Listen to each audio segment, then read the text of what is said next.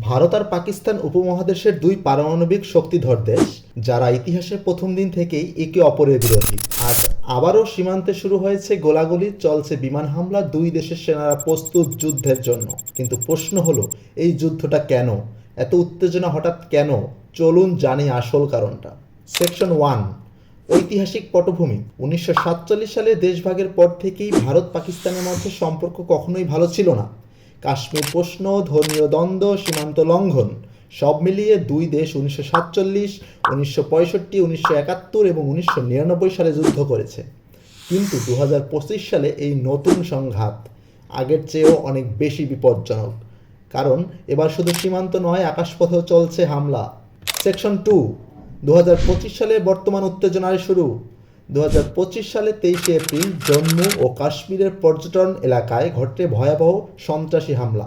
26 জন নিরীহ হিন্দু পর্যটক নিহত হন। এই হামলায় দায় স্বীকার করে দ্য রেসিস্ট্যান্স ফ্রন্ট নামে একটি জঙ্গি গোষ্ঠী, যাদের সঙ্গে পাকিস্তান ভিত্তিক সংগঠনগুলো সম্পর্ক রয়েছে বলে ভারতীয় গোয়েন্দারা দাবি জানাচ্ছে। সেকশন 3, ভারতের প্রক্রিয়া অপারেশন সিন্দুর। 6 মে রাতে ভারতের বিমান বাহিনী পাকিস্তানের ভেতরে থাকা সন্ত্রাসী ঘাঁটিতে বিমান হামলা চালায়।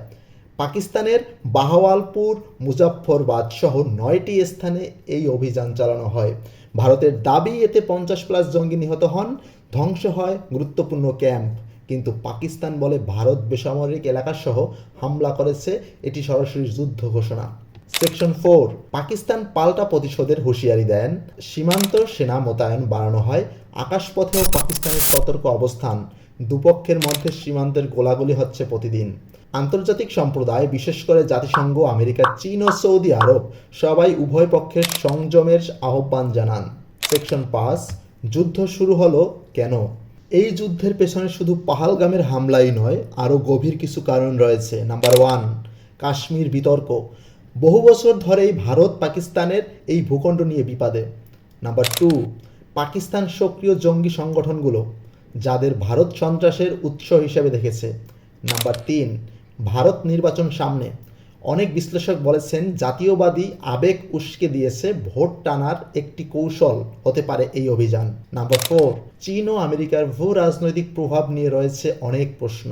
উপসংহার, আমরা এখন কোথায় দাঁড়িয়ে? বর্তমান পরিস্থিতি ক্রমেই খারাপের দিকে যাচ্ছে। যুদ্ধ এখন পুরোপুরি ঘোষণা না হলেও সীমান্তে যা হচ্ছে সেটা যুদ্ধের চেয়ে কোনো অংশে কম নয়। এটা শুধু ভারত পাকিস্তানের সমস্যা নয়, বরং গোটা দক্ষিণ এশিয়ার স্থিতিশীলতার জন্য হুমকি। আপনি কি মনে করেন যুদ্ধের আসল কারণ কি? পাহালগামের হামলা না রাজনৈতিক উদ্দেশ্য? মন্তব্যে জানান আপনার মতামত এবং এমন ভিডিও বিশ্লেষণের জন্য আমাদের চ্যানেলটি সাবস্ক্রাইব করতে ভুলবেন না।